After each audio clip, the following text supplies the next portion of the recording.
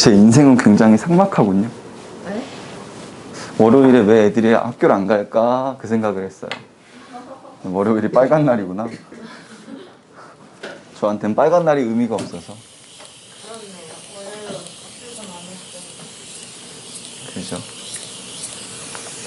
뭐 수목금토일이 빨간 날이어도 저한테는 의미는 없으니까요. 그럼 그때는 공을 안 쉬시죠? 그렇죠. 저희는 빨간 날이 없죠. 설날은 쉬잖아요. 그렇죠. 유일하게 이제 설날하고 추석만 챙기죠. 저희한테는 추석도 없잖아요. 왜요? 왜요? 저희 추석에 안 쉬어요? 그러지 않을까요? 그래요? 그럼 언제냐에 따라 달라요. 추석이요? 네. 9월이면 쉬어요? 아니요. 그 달이 아니라 그 추석이 이제 주말이냐 아니냐? 아이고. 자, 언어와 매체고요. 우리 지난주에 이제 피동사동이랑 높임 표현까지 마무리를 했죠. 그죠? 이제 그래서 남은 부분은 이제 의문 쪽을 볼 건데요. 의문 쪽. 페이지로 따지면은 적용학습이잖아. 네, 그쯤이겠네요. 11쪽, 네, 그 정도네요. 사실 좀 아쉽긴 해요. 원래 6평 제가 전에 화작문일 때, 문법이 이제 공통 과목일 때는 이제 중세 국어가 한 2~3시간 걸리거든요, 수업이. 그래서 아예 그냥 하루 딱 중세 국어만 하고 6평을 봤는데, 지금 여러분들 분명히 중세 한 문제 나올 텐데, 그거에 대한 대비가 조금 지금 안 돼 있는 상황이기는 하죠. 대신에 어차피 제가 한 거 똑같이 하긴 할 건데 그 제 유튜브 보시면은 중세 국어 수업해 놓은 것도 있어요. 압축 문법 부분에. 그래서 급한 대로 그거라도 한번 보고 가시면은 조금 도움은 될 겁니다. 자, 보시면은요. 일단 우리가 의문인데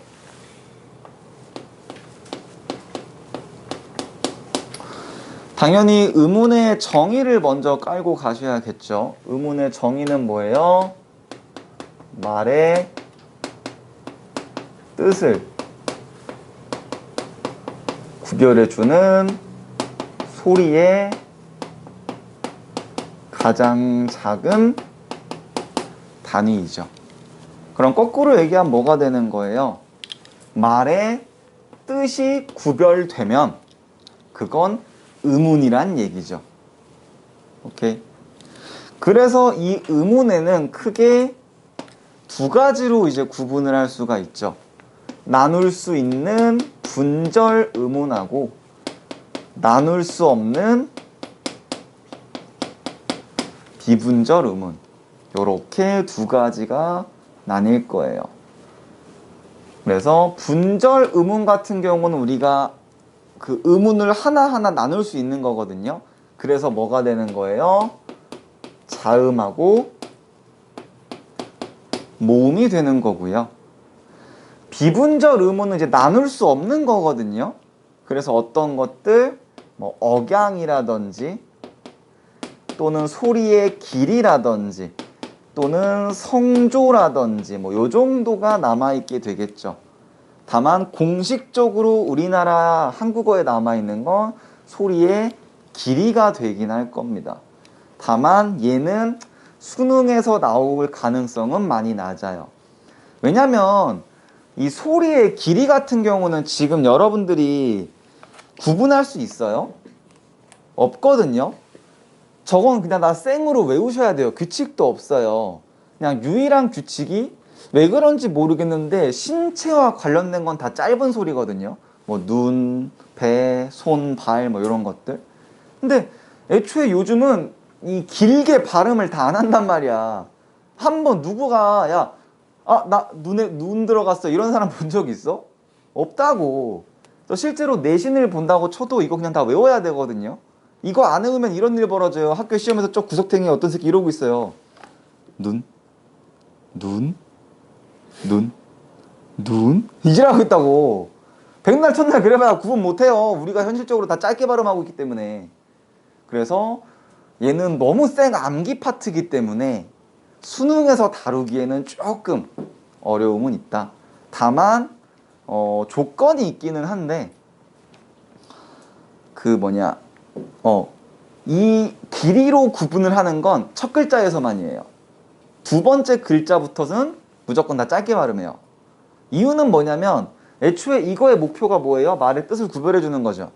근데 두 번째 글자로 온다라는 건 앞에 다른 글자가 붙어 있다는 거거든요. 보통 접사가 됐든 어근이 됐든. 그러다 보니까 우리가 헷갈릴 이유가 없어요. 예를 들어 야 밖에 첫눈이 온다. 그러면 눈이 처음이야? 막 이럴 리는 없잖아. First eye 막 이럴 순 없고.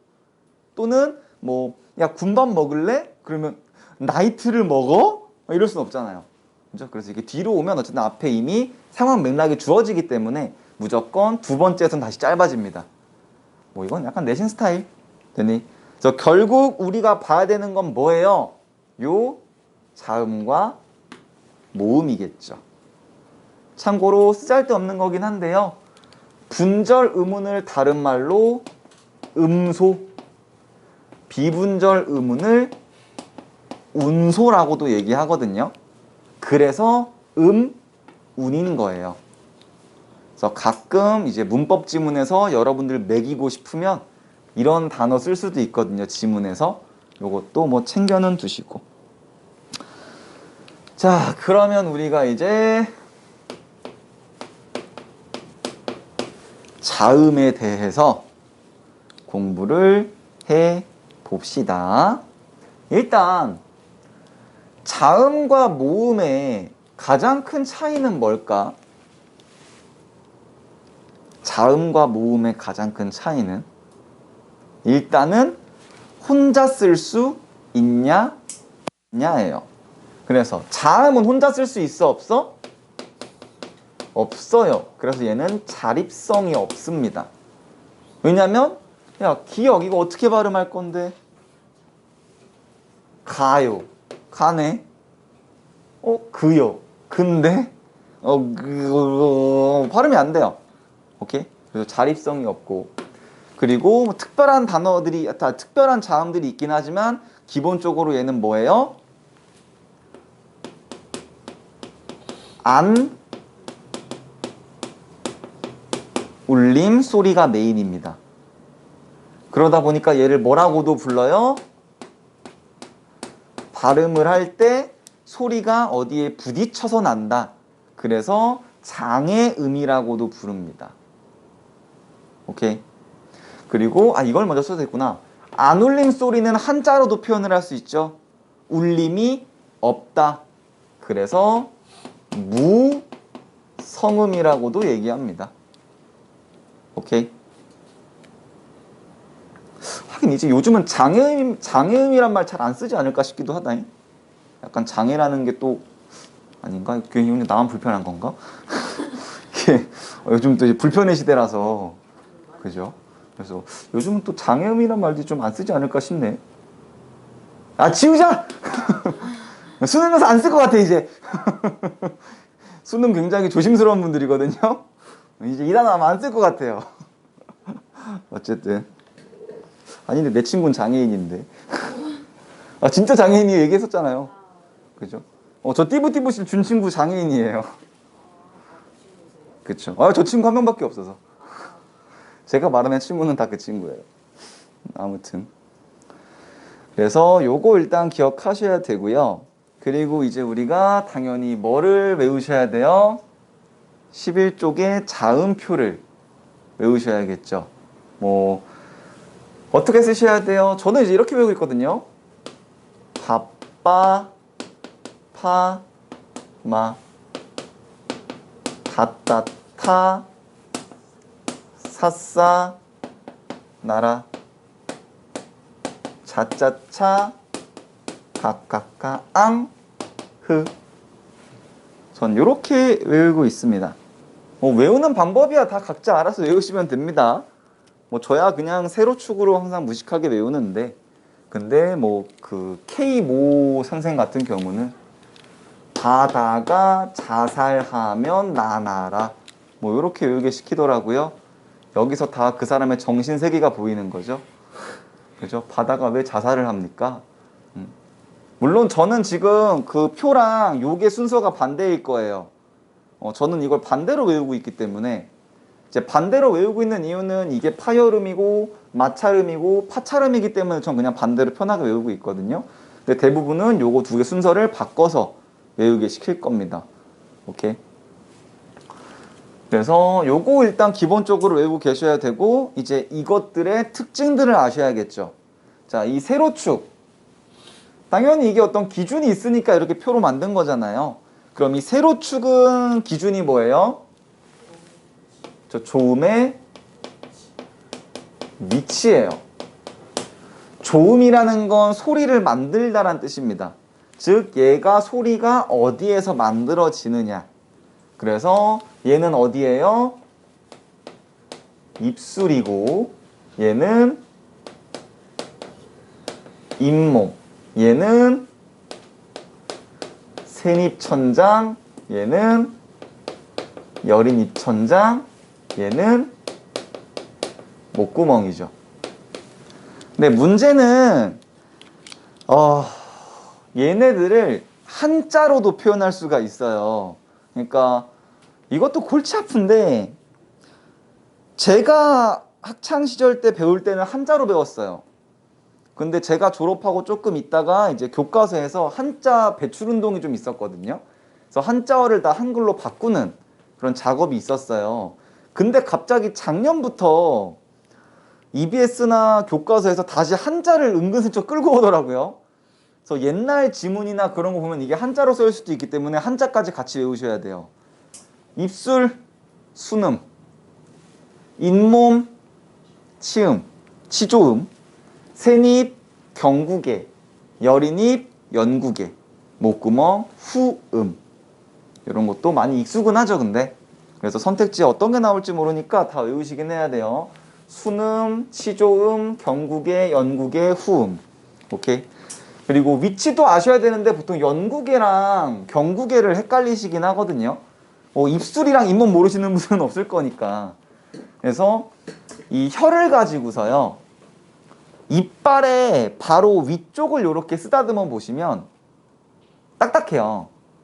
그래서 여기가 센 입천장인 거예요. 근데 혀를 더 위쪽으로 끌어올리시는 거예요.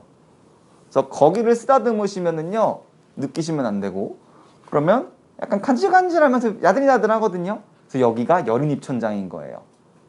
오케이? 그 순서고요. 자, 그리고 나서 우리가 어떻게 봐야 돼요? 이제 얘네랑 얘네랑 얘네랑 얘네 요거를 요렇게 이제 또 나눠야 될 거거든요. 그래서 이렇게 나누는 거는 지금 뭐라고 얘기해요? 조음 방법이라고 얘기를 합니다. 소리를 만드는 방법. 그래서 첫 번째는 뭐예요? 파열음. 두 번째는 마찰음. 세 번째는 파찰음, 비음, 유음이겠죠. 그래서 파열음은 어떤 소리냐? 파열. 막았다가 터트리는 소리예요. 그래서 이 음운 때문에 잠깐만 마스크 벗을게요. 하긴 분당에서는 그래도 안 된다 그랬었는데 어차피 요즘 코로나 거의 다 끝났으니까. 그죠? 여기서 코로나 안 걸린 사람? 뭐야? 뭐야?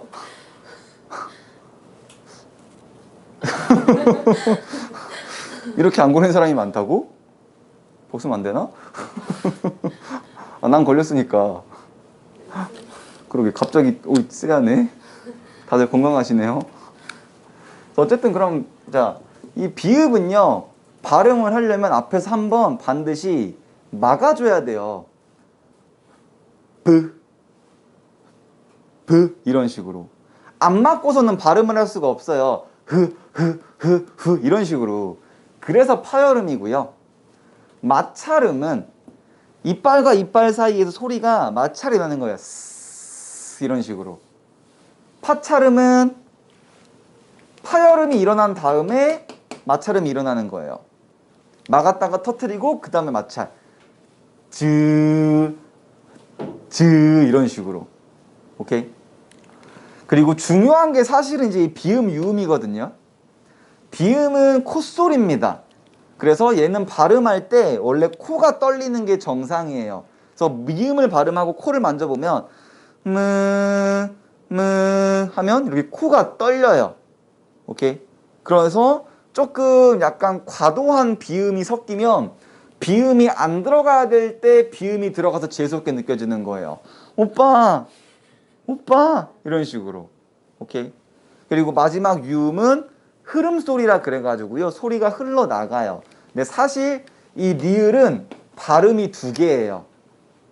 얘가 초성에 올 때랑 종성에 올 때 발음이 다르거든요. 그래서 초성은 R 발음이 나고 종성은 L 발음이 나죠. 근데 초성은 그래서 설 탄음이라고 얘기를 하고요. 종성은 설 치금이라고 따로 얘기는 해요.